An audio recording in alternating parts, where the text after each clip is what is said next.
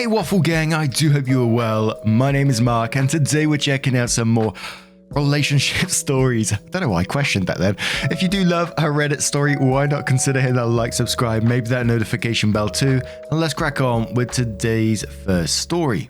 Now today's story is a bit different in a way. A part of the story is from one that we've read before, but I didn't know it linked to a saga that was posted from the sister's point of view. So we're going to start off with the sister's point of view, do a couple, and then we're going to add in the one that we read before because it's the best place for it and it all links together. Hopefully it makes some sense as we all get through it. When we get to that post and you've heard it before, don't want to hear it again, timestamps are always in the description, so please feel free to use them. And let's crack on with the story. So the first part of the story is titled, Am I the Arsehole for not letting my sister see her kids? This was on the 24th of the 4th, 2020. It says, I, 28 female, obtained custody of my sister's 35 kids, 9 male, 4 female, 2 female, back in 2018. After she left them alone for 2 weeks to go on a trip, read drug bender. Of course, this was a huge transition for the kiddos. They had to be moved schools and daycares and of course couldn't see their mum anymore. Now the kids are doing better and definitely lead happier lives. Recently though, my sister was released from prison and wants to see the kids again. She called me begging to have a visit with them and telling me that I could give them back because she was out of prison now. I've had a talk with a 9-year-old and he says that he doesn't want to see his mum yet and that he still hates her for leaving him alone.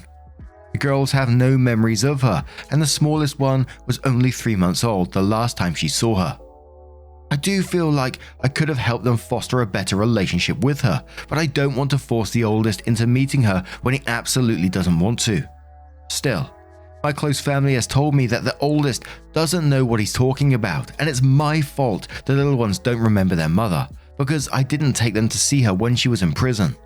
They also told me that it's my responsibility to force them to meet her, even when they don't want to, because that's what's best for them and they shouldn't grow up without their mother. So, am I the arsehole? Edit. I've spoken to a professional about this, specifically the oldest therapist. They have advised that it should be up to him. I just want to know if I'm being a jerk to my sister. Also, I have adopted the kids and have full custody of them. And this post was an overwhelming not the arsehole. Then OP went on to update the post around a month or so later and said, so I wasn't expecting to make an update post because I honestly wasn't expecting there to be an update to this. Unfortunately, I'm wrong. I gave my oldest 2 weeks to really think about whether he wanted to talk to my sister or not. I figured that the decision he made at first might have been made out of anger, so I wanted to give him time to make such an important decision. Ultimately, he decided that he did actually want to talk to her. I have to admit I was a little bit surprised, but we set up a Zoom call between them anyway, of course with me supervising. Right before the Zoom call he admitted to me that he wanted to talk to her, just to see if she'll say sorry. She did not say sorry. Actually, she opened up the call with, "Hello, it's been so long, I guess you're ready to come home with me now."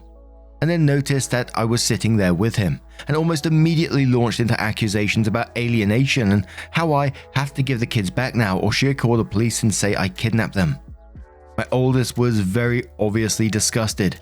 He asked her if she was going to apologize to him and she actually had the audacity to ask what she had to apologize for. At that point, he just shut off the Zoom call. I asked him if he was okay, but he spent the rest of the afternoon in his room by himself. That night he told me that he never wanted to talk to her again. Ever.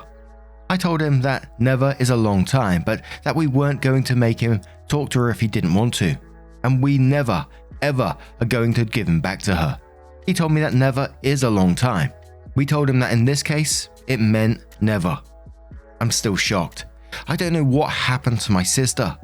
She was my best friend as a kid. She was almost my second mother.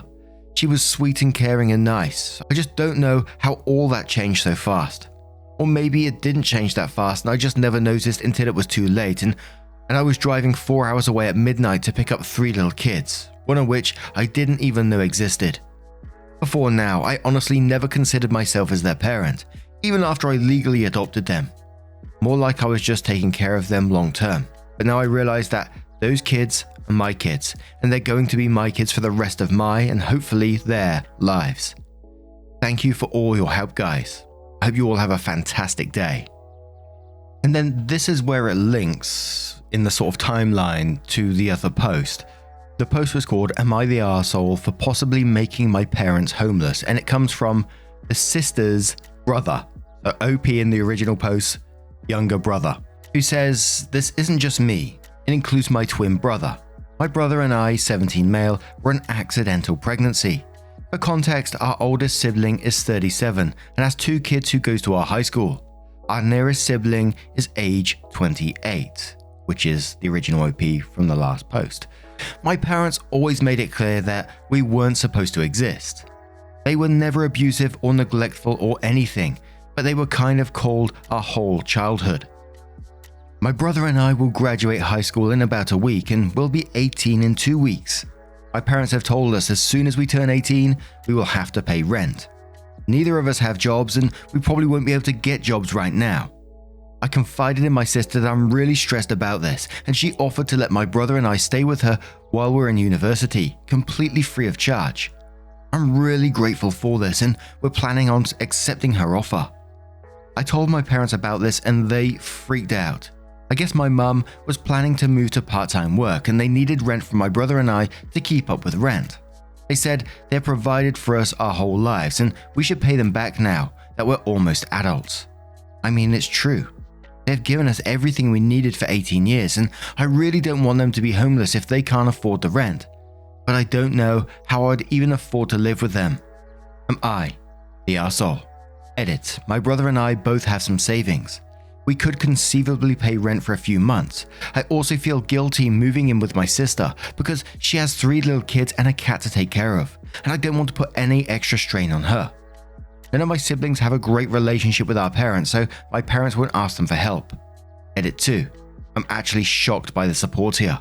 I've been talking it over with my brother and we're going to move out as soon as we legally can. Thanks, guys.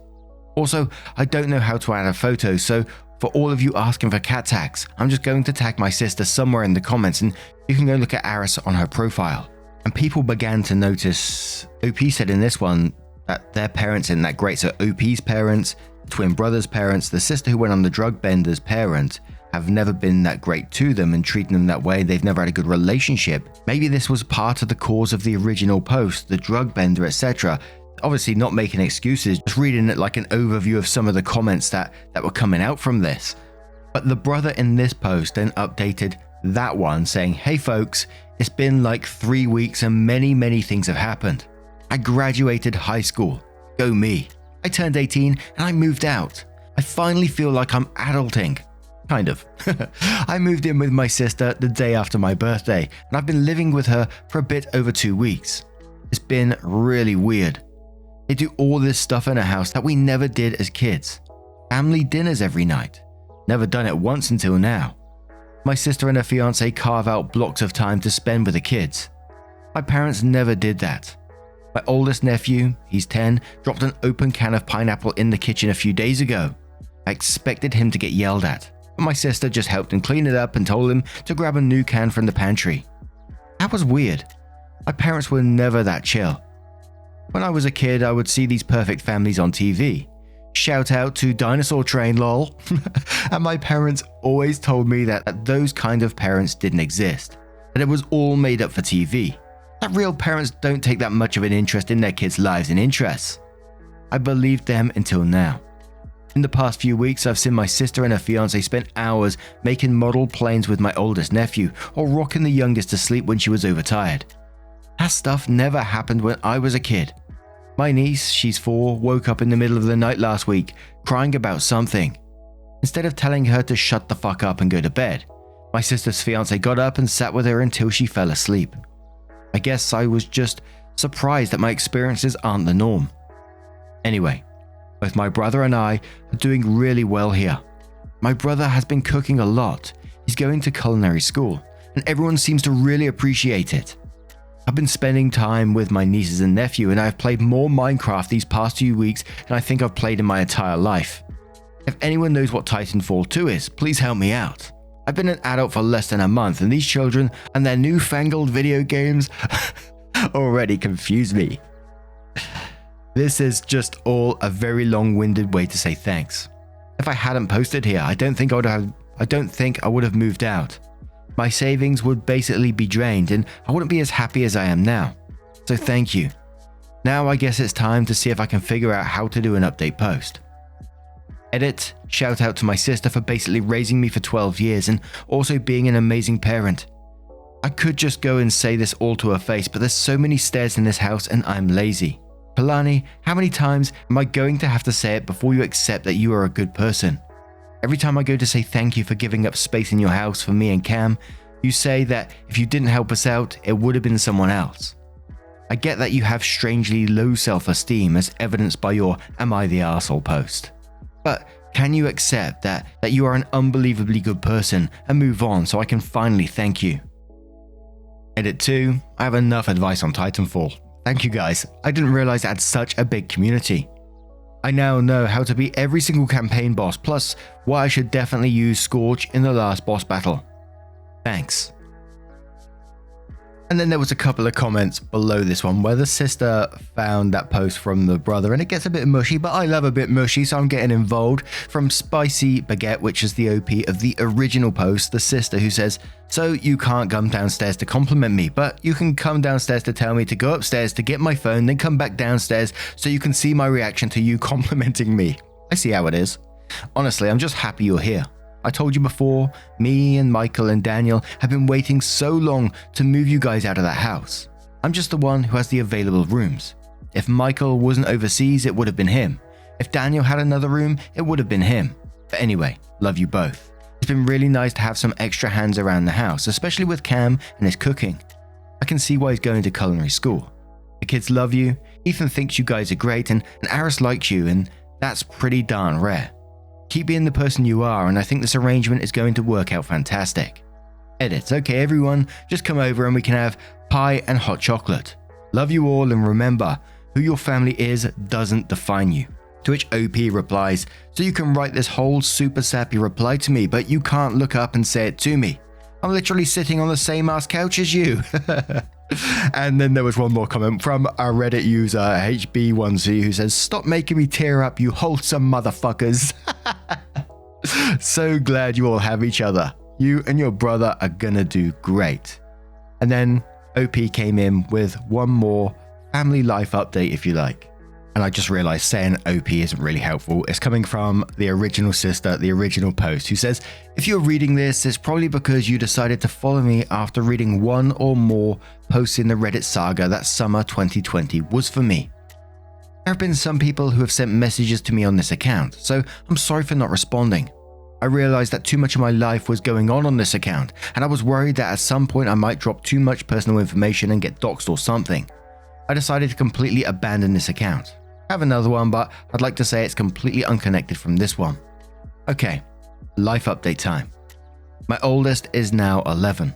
He's in the 6th grade and recently got a shiny new bike with 7 gears and a real light on the front that he's been riding to school. He's also a Boy Scout and is swimming competitively, and I'm super proud of that one. My middle is 6. She was diagnosed with autism spectrum disorder last year. It's been a bit of a transition trying to get her the help she needs, but I have to admit, it's comforting to have an actual diagnosis to go with our concerns about her. While not a big TV fan, she loves dogs, Lego creator sets, and somehow matcha green tea. Who would have thought? My youngest from that post is 4. She's generally having a good time and is the wild child of the family. Kiddo is constantly covered in scrapes from her adventures around the backyard and the neighborhood. She has a balance bike which she loves to ride with her big brother. And last week she caught the neighbor's cat and got a nice scratch from it. Didn't cry though. Tough kid. And surprise, we added kiddo number 4 in October. Neither of us were expecting for me to get pregnant, but it happened anyway. My oldest is super pumped to have a little brother. Baby is, well, baby. He's a pretty chill baby and can sleep through almost anything. That's a plus in my book. Our cat, our beloved Aristotle, passed away in late December. He was very, very old. He did live long enough to meet baby though. I hope he liked him. For those of you who saw these posts, both of my little brothers are in college and back on campus. They went back for winter break and we had a really good Christmas. Culinary school does wonders. For the people who ask, my sister is doing fine. She went through rehab last year and is now in therapy addressing her own issues that led to her drug addiction. She has a job and an apartment and is going to a community college. She has come over for holidays and she and my oldest go do something together once a month or so. The youngest three all see her as an aunt. I know that's something I have to explain as they get older. For the first time in a while, I feel like I have my big sister back. I forgot to mention that I got married back in April. It was a pretty small ceremony, so we ended up having it in a friend's backyard. My youngest was the flower girl and another friend made cupcakes for us, and it was everything we wanted and more. We're doing pretty well. My husband and my oldest are putting together a tire swing to hang in the big tree in our backyard. Baby is chewing on my shirt right now and I don't have a care because I'm on maternity leave. It's great. I'm going a little stir crazy in this house, so I'm going to try and take baby out to watch the ducks later. That's generally it. Thank you all for the love and support you poured onto my post nearly 2 years ago. I hope you have a wonderful, fulfilling lives full of peace, laughter and love. And OP gives us a little cat tax as well. And the only part of me that left me questioning after this story, I mean, I absolutely love the ending to this story, but it left me questioning, what about the parents? What are they up to now that, they had all these children and they're not trying to contact them at all? I mean, they sound like absolute assholes anyway, but it did leave me questioning that. But I think this story ended in possibly the best way it could have done. OP's taken in these 4 children who now have, decent, healthy childhoods. It was breaking my heart when in the brothers part of the story when they were saying that they were seeing things like the can of pineapples dropping on the floor and spilling everywhere, and he was expecting, the child to get shouted at, but it didn't, because that's what would have happened to him in the past. And breaking out of that kind of mindset now must be, incredibly strange, but great for them as well. And the sister getting the support she needs through rehab, and her family as well by the sounds of it. But now I'm going to turn this one to you guys. What do you guys make of this situation? Let us know your thoughts down in the comments below. And now we're going to move on to one more little story from the Am I the Arsehole subreddit from Ballsack Juicer. What a name. Holy moly. It says, am I the arsehole for sending an invoice to my wife's cousin after she didn't have space for us at her wedding? I own a printing company that I run with my wife. Her cousin came to us and wanted us to do all the signage, banners, guest books, life-size cutouts, etc. for her wedding. We do this all the time for friends' weddings and events, and we never charge. We're happy to help out, and it's usually a lot of fun working together to make some cool stuff. A few weeks before the wedding, her wedding planner tells us that they need all the items by X date so they can set it up for the wedding. At this point, we hadn't received our wedding invitations and didn't even know when the actual wedding was. My wife texts her and tries to clarify when the wedding is and if we missed the invitation somehow. Her cousin replies and says, oh, we downsized the wedding and we decided to have like close friends and family thing, and they didn't have space for us in the small venue. My wife and I are pretty hurt and insulted, and on top of it, we spent close to $2,000 on all the materials. Her cousin and the wedding planner kept making tiny revisions to the artwork and had us print samples to see how it would look in person. Resize several of the items a few times, etc. All that cost a ton of time and money, and we are functioning a business, so we either had to delay other orders or stay late and print her stuff on our own time. So I went ahead and billed her for our costs and said we needed payment before delivery because I'm not going to chase her for payment for months and years after the wedding. We're not making money on it, just charged her for the cost of materials. So far, we've gotten threatening calls from the cousin, her fiance, and some random members of my wife's family that I don't know, some of the groomsmen, etc., essentially calling us arseholes. After the harassment, I'm considering charging full price or else we won't deliver the items. Are we the arseholes here? Sorry, but I'm not going to waste my hard-earned time and money on someone who doesn't even consider us close friends and family.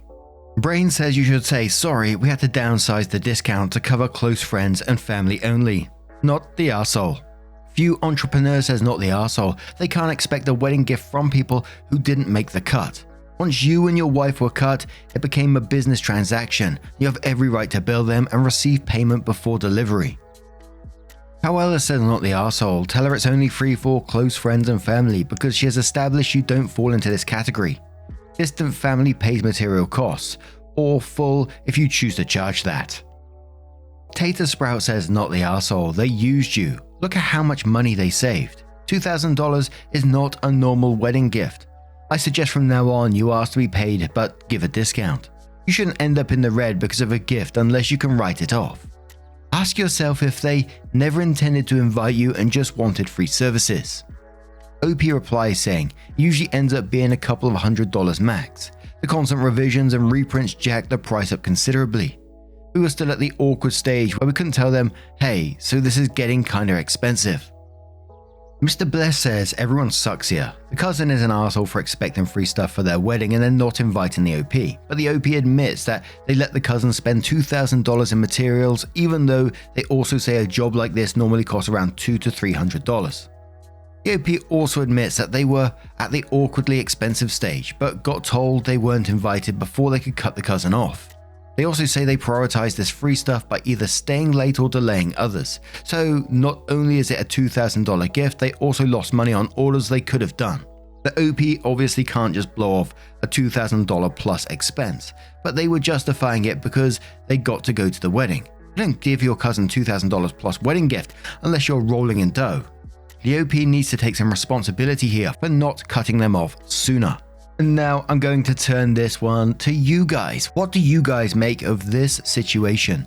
Let me know your thoughts down in the comments below, and just a huge thank you for spending your time with me today. And don't forget, at the end of the video there will be a couple of playlists there, so you can click on them and it will scroll through all the videos for you automatically. So whatever you're doing, and don't forget to let me know, it will just scroll through you by itself. Thank you so much, and hopefully I'll see you soon. Much love. Wake up, get up, stretch my legs, eat some breakfast, milk and eggs, brush my teeth up, wash my face, throw my clothes on, start my day. Wake up, I can smell the smoke from the bacon. Let's go, see the sun shining from the windows. Okay, I know that today